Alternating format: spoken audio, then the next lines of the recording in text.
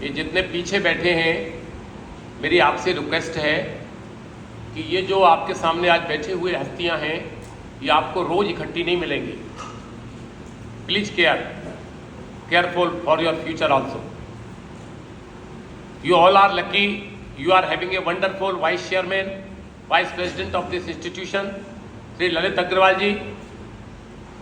I, on behalf of myself and behalf of all of you and Bar Council of Delhi, welcome you, sir.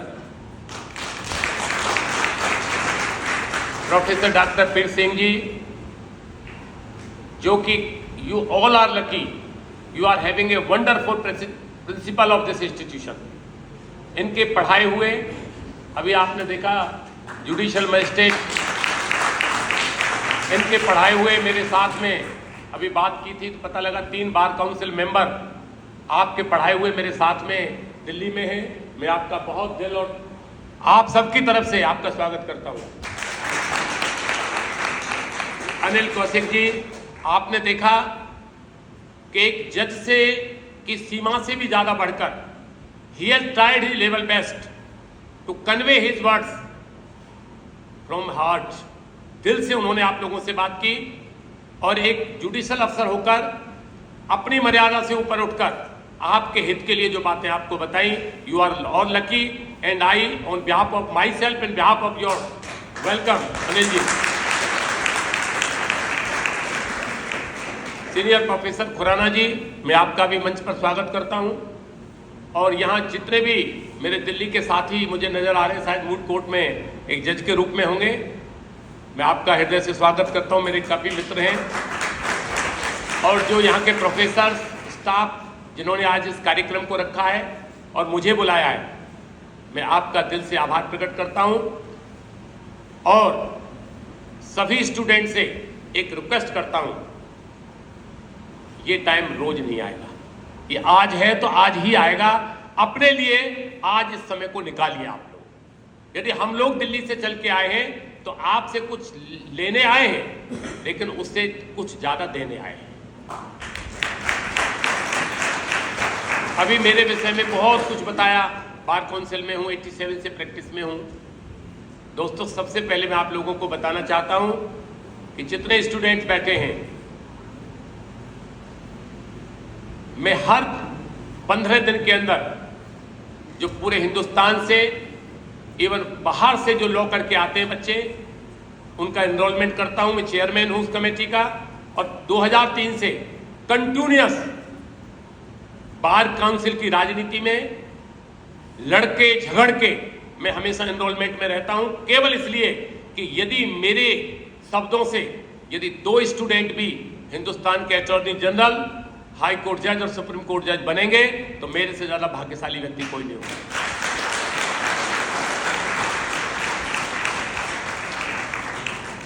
अब आप कहेंगे कैसे बनेंगे? पीछे बैठकर मोबाइल चलाकर कैंटीन में चाय लेकर घर जाकर के मैं पढ़ाया, ऐसे नहीं चलेगा।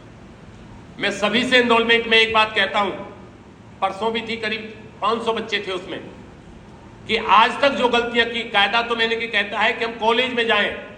मैं हर कॉलेज में कम से कम पिछले हफ्ते लगातार था।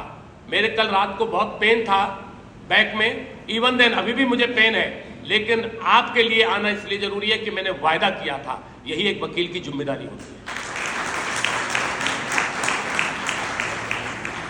मैं हर एक से कहता हूं कि किसी बच्चे ने, जिस समय आपने 12th किया, किसी ने मेहनत की तो NLU गया, किसी ने मेहनत की दिल्ली यूनिवर्सिटी गया, क्लैट से उसने लॉ कॉलेजों में गया, जोधपुर गया, भोपाल गया, कलकत्ता गया, हैदराबाद गया।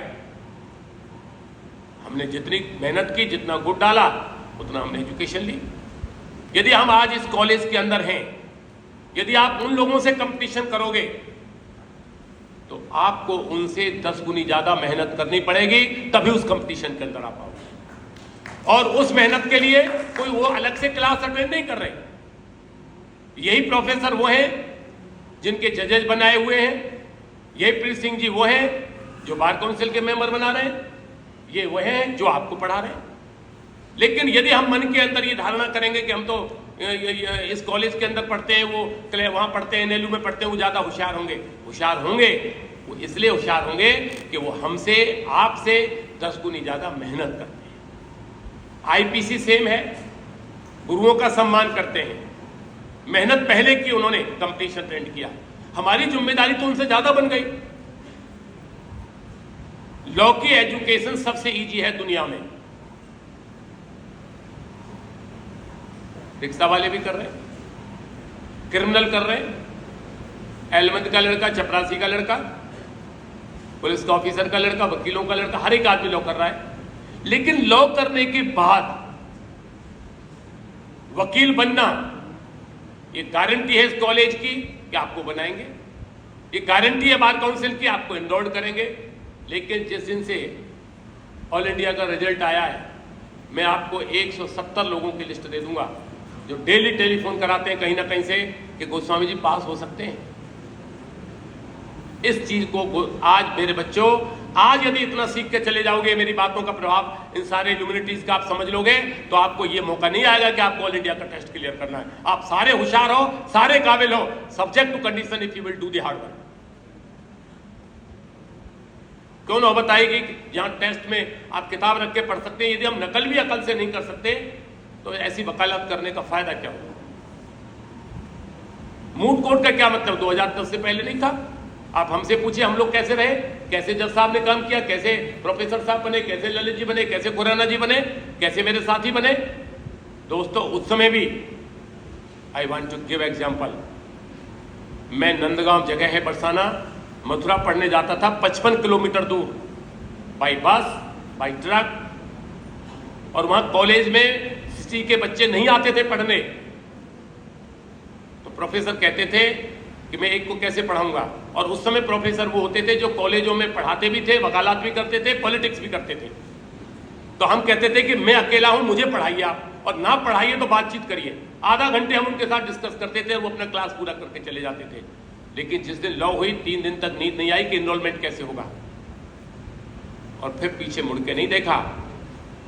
वकील बनना यहां से बनोगे, बार काउंसिल एनरोल करेगी, लेकिन बढ़िया वकील बनना, अच्छा वकील बनना, इंटेलिजेंट वकील बनना, उसके लिए आपको हार्ड मेहनत करनी पड़ेगी, ईमानदारी से काम करना।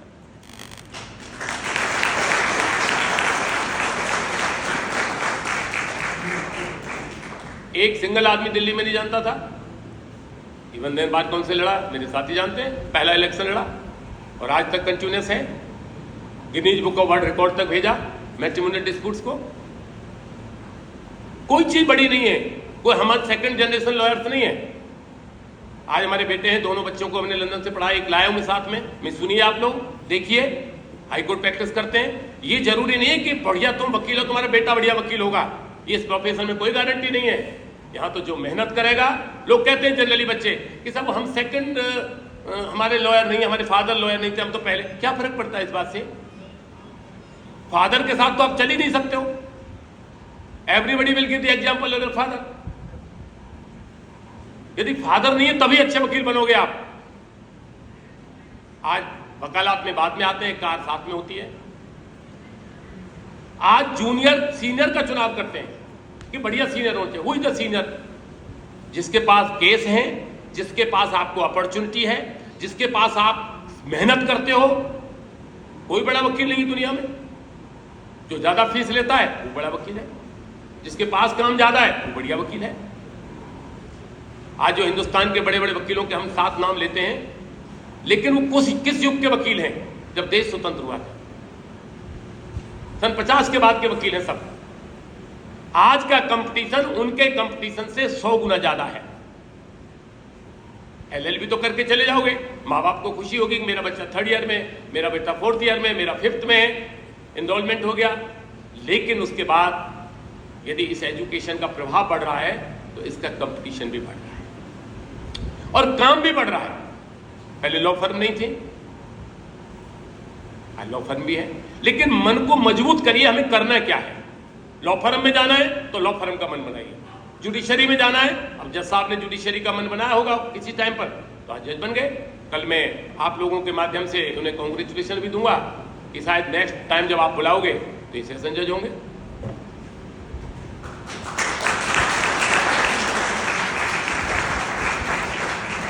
और आपको बताना चाहता हूं, हिंदुस्तान में नहीं दुनिया में वकील से बढ़िया, वकील से अच्छा, वकील से काबिल और वकील से ज्यादा पैसा किसी प्रोफेशन में नहीं है। Subject to condition you should maintain the decorum of the profession and honesty. मुझे गर्व है इस बात का कि शुरुआत के स्टेज में मैंने ललित साहब के साथ काम किया। बड़े सिंपल थे, उनके फादर भी एडवोकेट थे। कैन यू बिलीव, आप बता सकते हैं ललित साहब कौन थे? कौन है बता सकता है आप में से कोई एक भी आदमी? जब तक तुम इतिहास नहीं पढ़ोगे, बहुत लंबा समय नहीं गया, 6 महीने हुए रिटायर हुए, पिछले साल रिटायर हुए थे, नहीं जानते आप लोग। वे एक एडवोकेट थे, प्रैक्टिस भी हमारे साथ काम किया 5 साल और वकील ही बने रहे। सीनियर डेजिग्नेटेड हुए सुप्रीम कोर्ट में डायरेक्ट सो मोटो, फिर भी कोर्ट नहीं पहनते थे। मैंने कहा सर कोर्ट क्यों नहीं पहनते? बोले किसको दिखाना है? और आपको पता है वो क्या बने?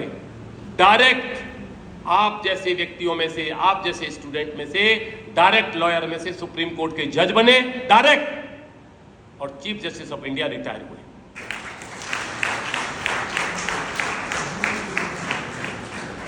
जब तक आप नहीं समझोगे इतिहास को, केवल इतना सा आए कॉलेज, घर आए, खाना खाया, चाय पी, नाश्ता किया, पढ़ लिए, 2 पेपर लिए, अपने घर चले गए। यदि इजी एजुकेशन है तो इसको हमें इजी को प्रैक्टिकल ज्यादा करना है, मेहनत ज्यादा करनी है, हम पे समय है। जो लड़के तुम्हारे साथ के या लड़कियां एमबीबीएस कर रही हैं, आप उनकी एजुकेशन देखिए कितनी मेहनत करती हैं। बीटेक कर रहे हैं, उनकी मेहनत देखिए आप। हम तो प्रिलिमिनरी एजुकेशन के लिए तैयार नहीं है। जब हम एनरोलमेंट में आईपीसी में क्वेश्चन पूछते हैं तो जी मैं तो कंपनी लॉ पढ़ता था।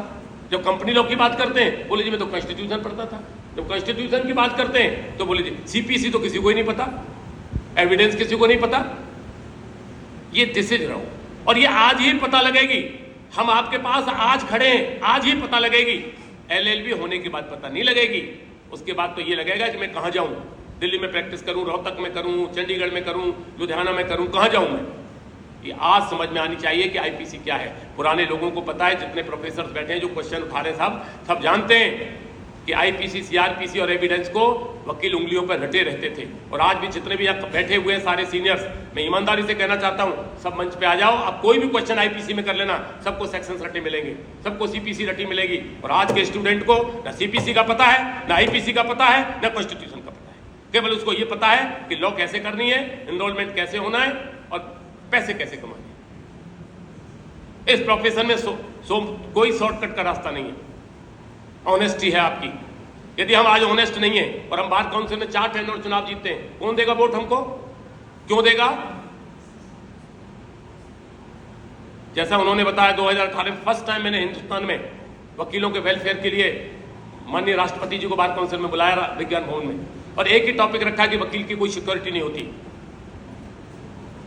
वकील की क्या सिक्योरिटी होती है? आज बीमार हो गया कल कौन पूछता है? First time in India Delhi bar council ने इस कोविड के पीरियड में 25 करोड़ रुपया अपने वकील साथियों को दिया जिनकी डेथ हो गई थी। 5 लाख रुपया इन केस ऑफ बीमारी और 10 लाख रुपए in case of any individuality. किसी डेथ के केस में हम 10 लाख रुपए देते हैं। और आज भी एनरोलमेंट कमेटी का मैं भी आज भी चेयरमैन हूं। हम खुला कह देते हैं वकीलों से, किसी को कोई बीमारी है, कोई परेशानी है, you should approach the bar council directly and take your money. ये आपकी खुशी के लिए, आपके वेलफेयर के लिए।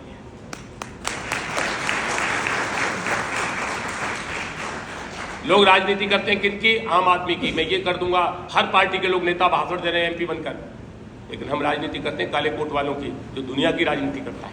हम आपकी राजनीति करते हैं। अब जज साहब के उस टॉपिक को मैं कॉर्पोरेट करना चाहता हूं। जज साहब ने कहा कि जब वकील एंट्री करता है, उन्होंने तो तर्क पे बात की, मैं कुछ और कहता हूं। यदि आप वेल ड्रेस होकर, बैंड लगाकर, प्रॉपर, बिना बैंड के कभी अदालत में मत घुसिए। आप जज साहब को नमस्कार नहीं कर रहे हैं, उनको सम्मान नहीं कर रहे हैं, आप कुर्सी को सम्मानित कर रहे हैं। तो जज सबको देखते हैं, जैसे हम यहां बैठे हैं, हम सबको देखते हैं। जज को पता होता है वकील का एटीट्यूड क्या है।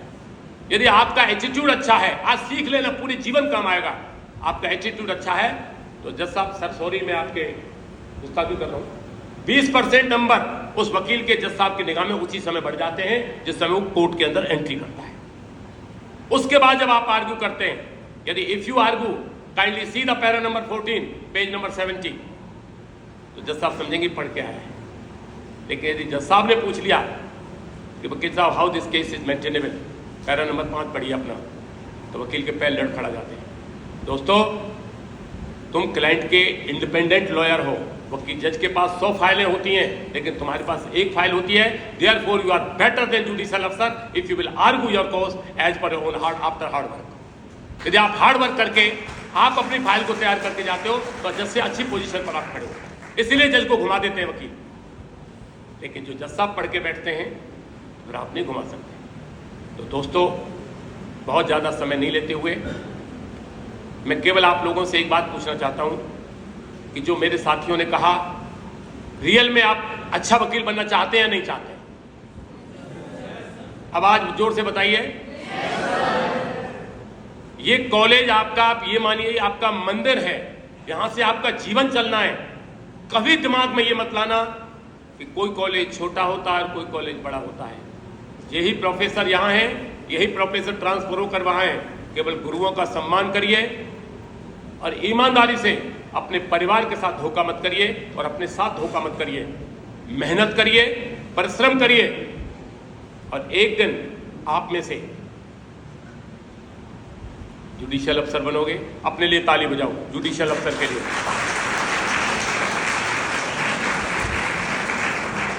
आप में से डायरेक्ट सुप्रीम कोर्ट का जज बन सकता है, ये कैपेबिलिटी एडवोकेट के अंदर है। अपने लिए आप में से अच्छे प्रोफेसर बन सकते हैं, जैसे हमारे साथ बैठे हैं, ललित जी बैठे हैं, प्रीत सिंह जी बैठे हैं। अपने लिए जोरदार ताली अपने लिए बजाओ कि हम बन सकते हैं।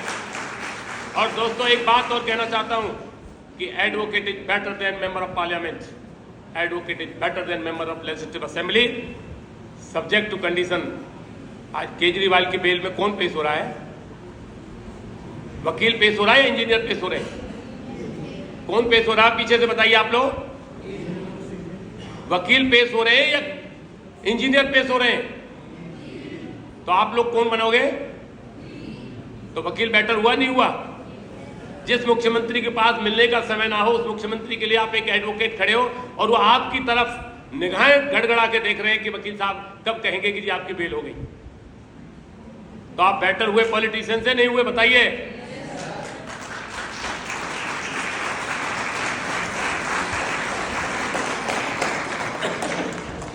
ये कब से विचार बनाओगे आप लोग? कब से विचार बनाओगे कि हमें अच्छा वकील बनना है? बनाओगे नहीं बनाओगे? सही बताओ ईमानदारी से। किसके लिए बनाओगे? हमारे लिए? पैसे दोगे इंस्टीट्यूशन में कि हम बहुत बड़े वकील बने? कोई नहीं देगा फीस के अलावा। इसलिए दोस्तों, मेरे छोटे भाइयों बहनों, बच्चियों बच्चियों, एक तो इस बात की खुशी है कि आज हिंदुस्तान में बराबर के लड़कों के साथ लड़कियां जिस मेहनत के साथ इस प्रोफेशन में आ रही हैं, मैं उनका हृदय से स्वागत करता हूं और सम्मान करता हूं। हमारे यहाँ कहते हैं कि यत्र नार्यस्तु पूज्यन्ते रमन्ते तत्र देवता। जहाँ नारी की पूजा होती है, ईश्वर निवास करता है। लेकिन आज एक बात गांठ में बांध के चलिए कि नमस्कृत्वम, भागवत का श्लोक है, नमस्कृत्वम चत्वारम वर्धयते। सम्मान करने से 4 चीज बढ़ती हैं। नमस्कृतम चत्वारम वर्धयते, आयुर्विद्या यशो बलम। आपकी आयु, विद्या, यश और बल। यदि आज सम्मान करते हो अपने सीनियर का, आज आप जूनियर हैं, जो पीछे आने वाली क्लास होंगी वो आपकी जूनियर होंगी। तो यदि आप आगे सम्मान करेंगे, आपका सम्मान पीछे होगा। रहा मूड कोर्ट का सवाल, मूड कोर्ट एक कुंजी है। केवल ये नहीं जो बच्चे भाग ले रहे हैं, जो बच्चे भाग नहीं ले रहे हैं उनकी जिम्मेदारी ज्यादा बनती है। जिस समय तुम्हारा साथी बहस करे, उसको सुनो वो क्या कहना चाहता है, उसने कमी कहां छोड़ दी, उसको असिस्ट करो।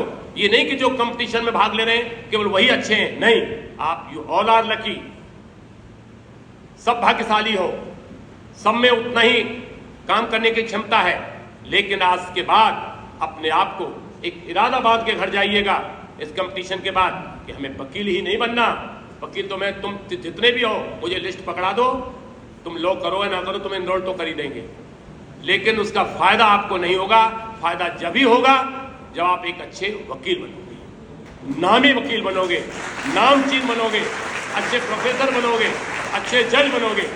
इन्हीं शब्दों के साथ मैं पूरे मैनेजमेंट का, सारे प्रोफेसर्स का, जो मेरे सामने सीनियर्स बैठे हैं, मंच पर बैठे हुए मेरे सभी सम्मानित सदस्यों का हृदय से, मन से, अपनी तरफ से, और मेरे साथी वकीलों का जो दिल्ली से आए हैं, अपनी तरफ से और बार काउंसिल दिल्ली की तरफ से आप सभी का स्वागत करता हूं। बहुत बहुत धन्यवाद। जय हिंद, जय भारत।